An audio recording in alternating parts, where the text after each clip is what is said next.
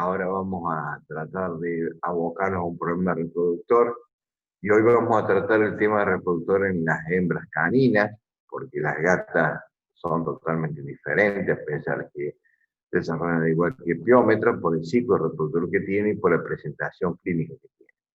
Para hablar de las perras, básicamente tenemos que en primer lugar recordar un poco de fisiología, el ciclo reproductivo de una hembra canina que tiene dividido, es decir, una poliéstrica, monoéstrica, poliéstrica estacional. Estamos, una, una monoéstrica estacional con 2 ciclos reproductivos en el año. El periodo está dividido por etapas: anestro, proestro, estro y diestro. ¿Está? El anestro es el periodo más largo que tiene el ciclo reproductivo de la hembra, es de totalmente inactividad. La pubertad se alcanza dependiendo de la raza, comienza normalmente entre los 10 meses y los 9 meses en los pacientes más pequeños, y entre los 10 meses y 14 meses en los pacientes más de tamaño corporal más grande, la raza más grande.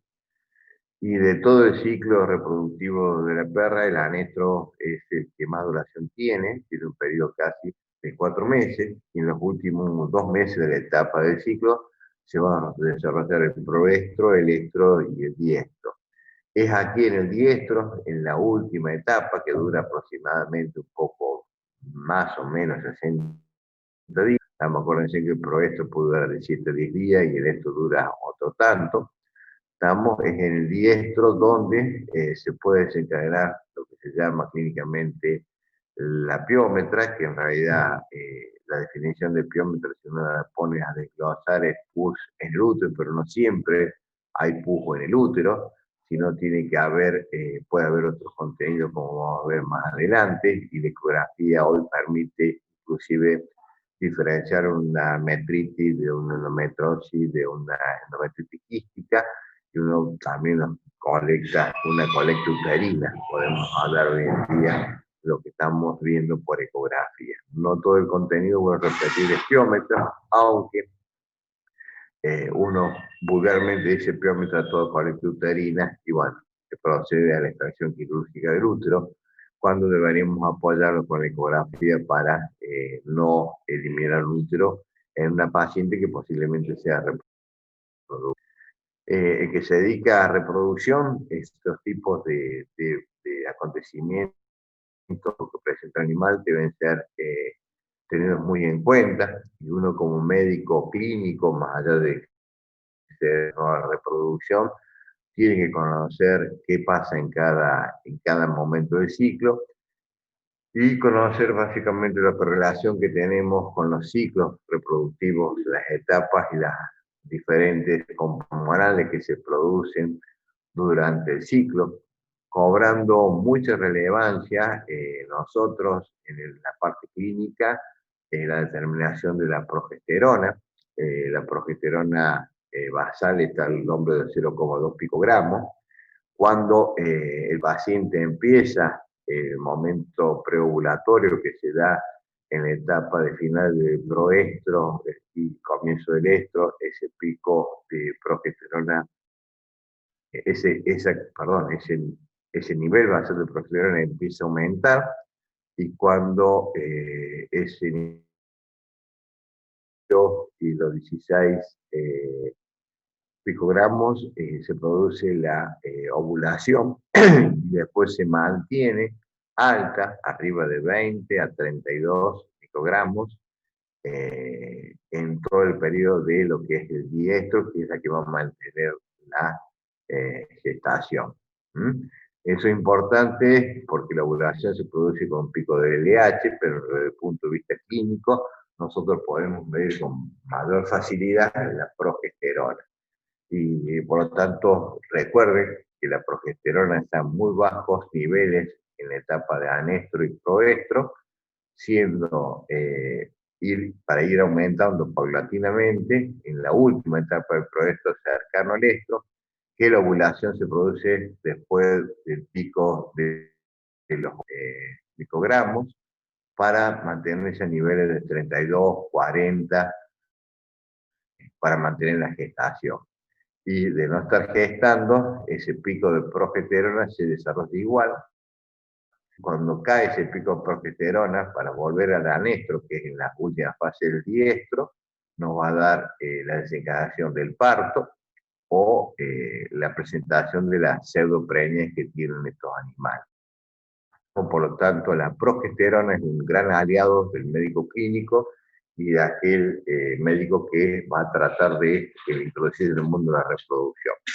Otro gran aliado que tenemos desde el punto de vista clínico, más allá de la progesterona, es la citología vaginal. En la citología vaginal van a ver ustedes que las células van cambiando de acuerdo a los tenores de estrógenos que se producen del tejido del epitelio vulvar, del epitelio vaginal, mejor dicho.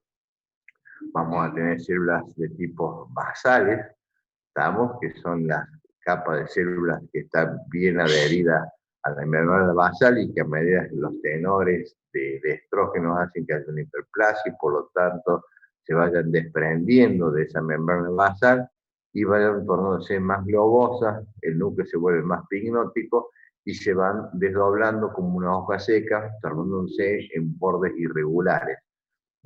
Así la podemos clasificar en células basales, parabasales, intermedias, ¿estamos? Y superficiales. Este tipo de células nos permite a nosotros considerar el momento del ciclo conjuntamente con la progesterona. Lo que sí tienen que saber que en el momento del anestro, básicamente cuando hay células parabasales, muy raras veces se sacan células basales. En el momento del comienzo del proestro vamos a tener superficiales de tipo intermedias, ¿estamos? O parabasales, y evidentemente cuando esto va a estar acompañado de frote con glóbulos rojos y algunos glóbulos blancos. Generalmente los glóbulos blancos no están degenerados y no están con bacterias, y a medida que se acerca el celo, estamos el celo propiamente dicho, se va limpiando lo que es el frote de los acompañantes de la citología vaginal, se va acompañando de una limpieza de neutrófilos, de una limpieza de glóbulos rojos, y van a aparecer lo que se llama un extendido limpio, básicamente de células de tipo cornificadas o anucleadas. ¿Estamos? Es decir, que en un primer momento, fíjense en que la edematización vulvar y el vulvar corresponde a los tenores de estrógenos que tenemos en circulación, y el sangrado vulvar viene de la ruptura o fragilidad capilar que producen los estrógenos a ese nivel, la edematización. Es decir, que si nosotros vamos a dedicar a hacer clínica, y sobre todo de tener en cuenta la parte productiva del animal, reproductivo del animal, no debemos desconocer lo que es el ciclo normal, cómo se desencadenan las hormonas y sobre todo prestar atención a la importancia clínica que tiene la progesterona como compañera de diagnósticos clínicos, y sobre todo la citología vaginal, que vamos a encontrar en cada periodo de acuerdo a la extracción de la muestra en el periodo que nosotros hacemos. Bien. Vamos a hablar ahora de una entidad reproductiva que es muy común los pacientes femeninos de las perras, básicamente que era piómetra. En realidad, cuando hablamos de vamos a ver que en realidad venimos a ver colecta uterina, que es la que supone ya que haya pus, y yo vuelvo a repetir, muchas veces tenemos hemómetras, sangre solamente, o no tenemos en realidad secreción purulenta, y tenemos cualquier otro tipo que nos hace la denominación básicamente la misma, ¿estamos? Y que tenemos que pensar que no todas van a tener secreciones y no todas se acompañan con signos clínicos de toxemia. Básicamente algunos perros presentan, vamos a ver, diferentes tipos de síntomas, pero hay que tenerla en cuenta, sobre todo si el animal está cursando la etapa de diestro. Eso es importante, sepa o trate de reconocer la etapa en que se desarrolla la piómetra propiamente dicha por los niveles de progesterona que hay en circulación que se da en la etapa de diestro. Puede haber metritis en otro estadio, metritis post-servicio, también es muy común encontrarla, ¿estamos? Pero que esas metritis post-servicio por lo general responden al antibiótico y rara vez se desarrollan, por lo general están a cuello abierto y por lo general con antibióticos cede. De todas maneras, la ecografía vamos a ver que nos va a permitir clasificarla en endometritis, endometriosis o endometritis quística y colecta uterina para tomar decisiones de tipo médicos o quirúrgicas. Como yo les dije, básicamente, la piómetra como definición es cualquier colecta purulenta dentro del útero. Pensé que en el útero podemos tener sangre, podemos tener hemómetra, podemos tener una secreción de tipo producto de las glándulas del endometrio, que es una mucómetra, y podemos tener ese contenido seroso, serosanguinolento, que es hidrómetra. De todas maneras, la clínica va a ser la que nos va a determinar nosotros, y con el acompañamiento de la ecografía en definir el tipo, o por lo menos pensar el tipo de secreción o de cuadro clínico que se correlaciona con la secreción o no de la vagina. El útero canino puede ser explorado por ecografía y cuando se presenta una patología uterina es de muy fácil diagnóstico y nosotros podemos clasificarla básicamente desde el punto de vista ecográfico en metritis, que es la inflamación del endometrio, que es una inflamación mucho más pronunciada y de presentación aguda que abarca todas las capas del útero canino, la endometriosis, cuando lo tenemos degeneración del tejido y algo de colecta, y la hiperplasia endometrial quística, que irremediablemente, cuando el diagnóstico ecográfico nos dice que hay una hiperplasia endometrial quística, no tiene otra solución que quirúrgica, porque las endometriales quísticas terminan lamentablemente en piómetra. Es decir, que como aliado nuestro a la clínica para el diagnóstico de la patología uterina, el ecógrafo es uno de los mejores métodos de diagnóstico por imágenes que podemos implementar. El ecógrafo nos va a permitir clasificar el tipo de patología uterina y por lo tanto de asegurar un tratamiento de tipo médico quirúrgico adecuado de acuerdo a las circunstancias o la necesidad de nuestro paciente. Bien. Básicamente, dijimos que por lo general es del útero, por lo general y sobre todo en la piómetra en particular, se presenta en la etapa de diestro. Eso es básicamente por una mayor producción de progesterona, que la produce el cuerpo lúteo para mantención, lo que hace que haya una hiperplasia de las glándulas del endometrio. ¿Estamos? Esa progesterona va a hacer que se haga una disminución de la inmunidad y puede, por vía generalmente transvaginal, haber una adherencia bacteriana que han pasado bacterias en el momento del cuello abierto, en el momento del seno o del proestro, y por lo tanto desarrollar ese tipo de contenido dentro del útero. Por lo general, el cervix en la mayoría de los casos cerrado, pero también existen piómetras a cuello abierto, generalmente que se dan en la etapa temprana del diestro, donde no permite el cierre del cervix y por lo tanto vamos a tener una secreción. Nosotros vamos a encontrar el cervix abierto al comienzo del diestro o al final del diestro, cuando se abre el cervix para uno permitir el paso del esperma y el otro para la salida de los 14 canales de parto. se abre indefectiblemente y vamos a tener ese tipo de secreciones. Pero aprovechen que no todas las colectas uterinas se descargan por la vagina, y por lo tanto hay que estar atento a las manifestaciones clínicas que produce una patología uterina en el animal.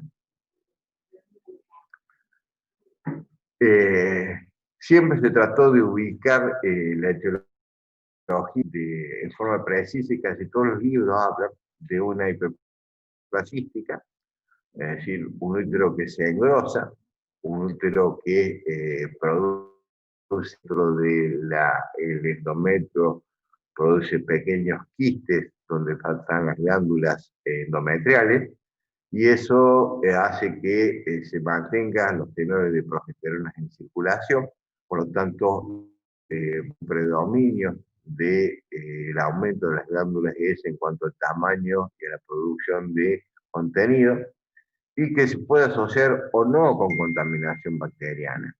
Es decir, que el responsable de todo esto en realidad es la reacción que tiene el endometrio a la acción de la progesterona con el desarrollo de una hiperplasia endometrial quística por proliferación o hiperplasia de las glándulas endometriales.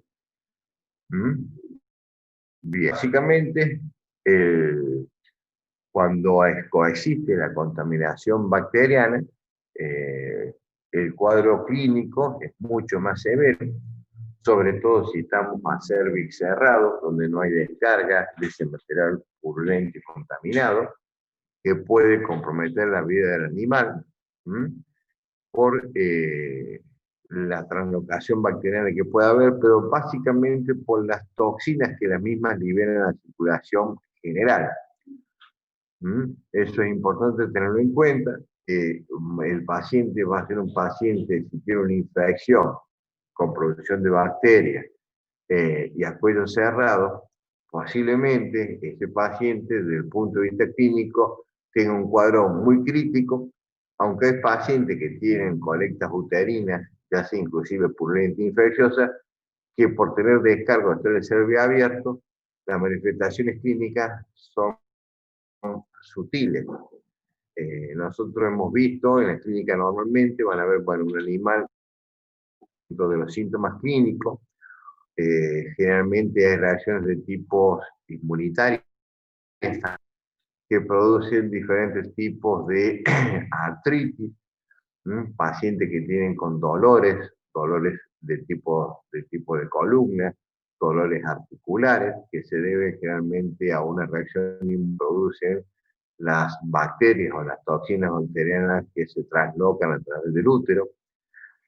Pacientes que ese componente inmunitario, inclusive tóxico, puede traer aparejados problemas renales o poner en peligro la vida animal a pacientes que ya vienen con un daño renal preexistente. Por lo tanto, son pacientes que no solamente van a tener el cuadro clínico de una infección con temperatura, con un problema de alimento general, sino que empieza a haber ya un componente de tipo sistémico. Generalmente dentro de la historia clínica son animales que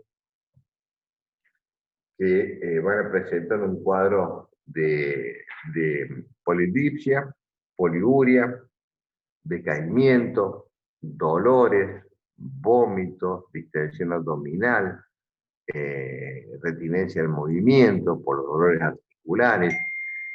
Algunos son, unas piómetras son muy floridas que el diagnóstico decanta, ya sea porque tiene una secreción vulvar o porque uno empieza a indagar sobre el ciclo reproductivo y cae en diestro y la panza está un poquito más abultada y entonces uno empieza a sospechar, tiene alta sospecha de que puede llegar a ser una piómetra. Pero hay pacientes que no presentan ni secreción ni distensión del abdomen y sin embargo presentan a lo mejor solamente una poliuria, polidipsia, que a lo mejor ni es notada por el propio.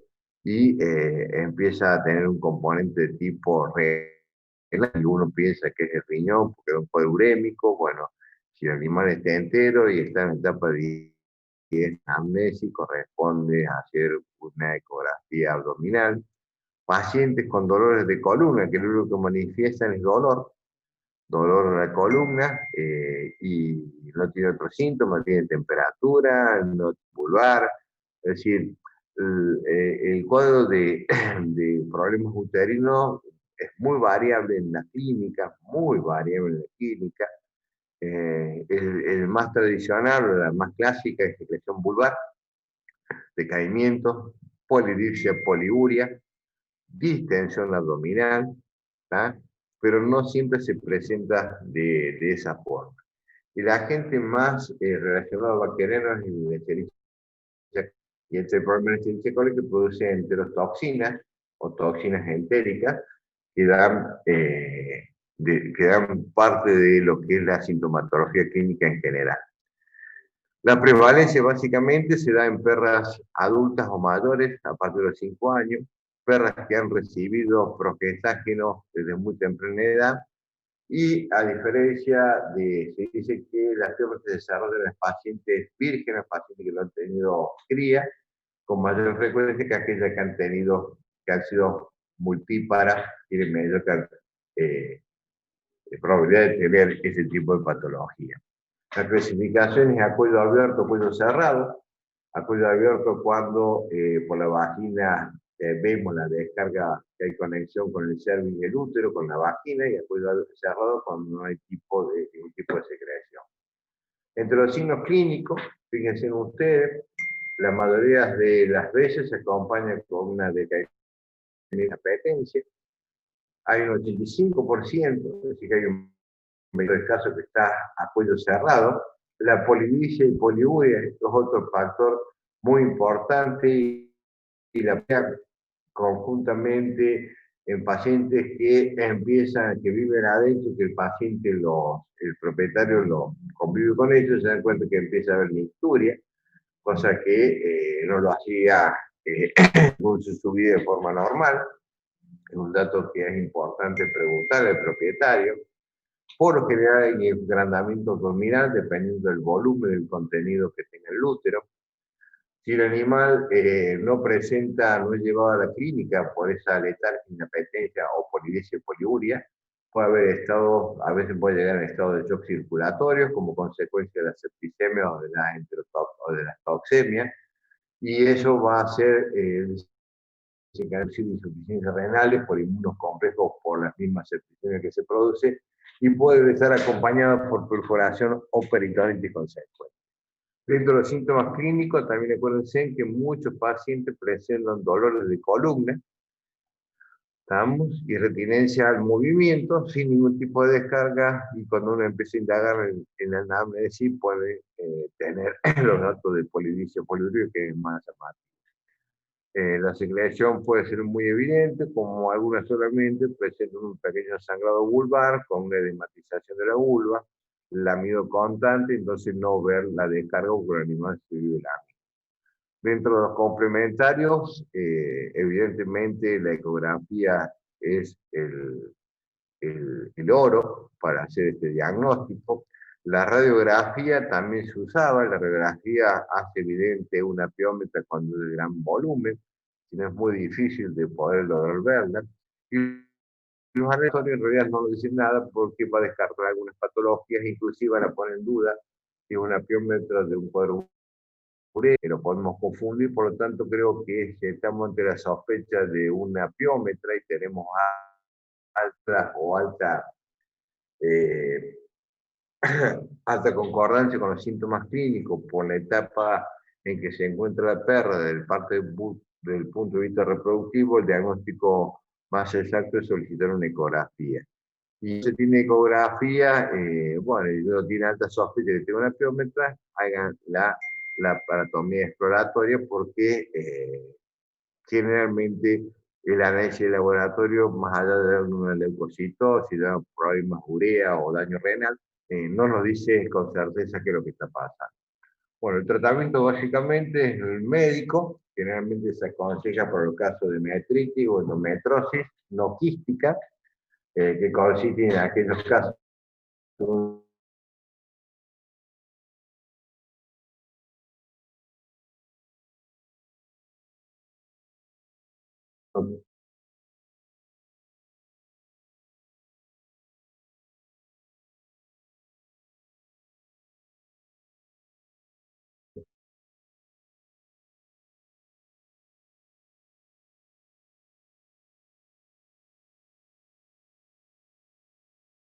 quisiera preservar el útero, instantáneamente cae el tratamiento quirúrgico que consiste Profe, en OVH. Sí, se le cortó cuando estaba hablando de tratamiento médico.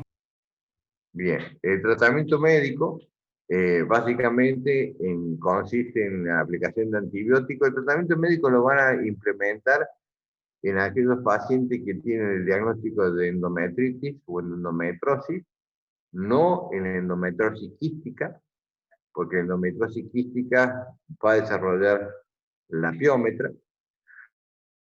En aquellos casos donde ustedes quieran preservar el útero, sabiendo, dándole al propietario que van a hacer un intento, porque las drogas que hay acá en Argentina, que es la prostaglandina, son las que se usan con mayor frecuencia. La prostaglandina va a romper el cuerpo lúteo y con suerte puede llegar a abrir el cervix, sobre todo aquellas del cervix cerrado.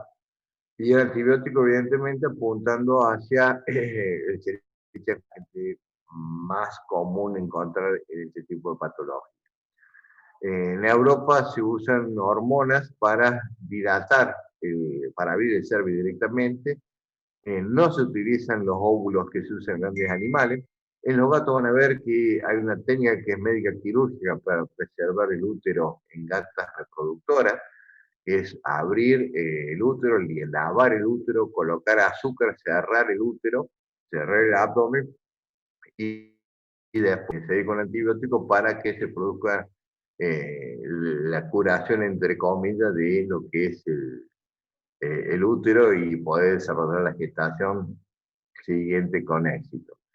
Pero la mayoría de las veces se corresponde a hacer una OVH. Generalmente el OVH no se hace por el flanco, se hace por línea media, porque evidentemente ese útero está agrandado, y por cualquier, entre comillas, accidente que tengamos, que se rompe el útero, podemos hacer una limpieza más general del abdomen, porque a veces está la peritonitis instalada y tenemos que hacer lavaje. Entonces siempre es aconsejable abordar el útero por línea médica. El paciente que entra al quirófano está considerado como un ASA 2, ASA 3, ¿estamos? Y tienen que tratar de estabilizarlo, si hemodinámicamente está en esto, para disminuir los riesgos de lo mismo. ¿Estamos? Y las cosas que queda después de resolver, es decir, una piómetra, bueno, son básicamente, resulta que la mayor complicación que hay son la insuficiencia o el daño renal que se produjo por las toxinas, por las bacterias, por lo tanto tenemos que hacer hincapié en ir chequeando ese riñón cómo quedó funcionalmente, y las complicaciones de cualquier cirugía, sobre todo de la OVH, es decir, que no, de todas las cosas que ustedes pueden considerar dentro de los factores de complicaciones de una OVH, pueden aparecer en este cuadro. Bueno, con esto terminamos piómetro, son las 10:30, vamos a dejar acá, esta tarde vamos a seguir con los otros problemas uterinos, los problemas de tipo reproductores que tiene la hembra, por de la zona perianal, y vamos a concluir abdomen con estas dos charlas. Y empezaremos la clase que viene a ver la parte de esqueleto apendicular y de esqueleto axial más adelante. Es un tema fácil, un tema que está muy desarrollado en toda la bibliografía. Yo les recomiendo que traten siempre de apoyarse en lo que es reproducción con la hormona progesterona, con la citología vaginal y la ecografía, para tomar decisiones médicas o quirúrgicas, que no todas las piómetras son quirúrgicas y algunas de ellas se pueden tratar con cirugía. El tema de reproducción femenino en gato lo vamos a ver la clase que viene, porque es un apartado especial. El gato, la gata como hembra se comporta distinta a la perra. Bueno, nos vemos esta tarde, 2:30 de la tarde, chicos. Hasta luego. ¿Alguna pregunta antes? Yo, No, profe, profe, por ahora no. ¿Ay, para qué pasó?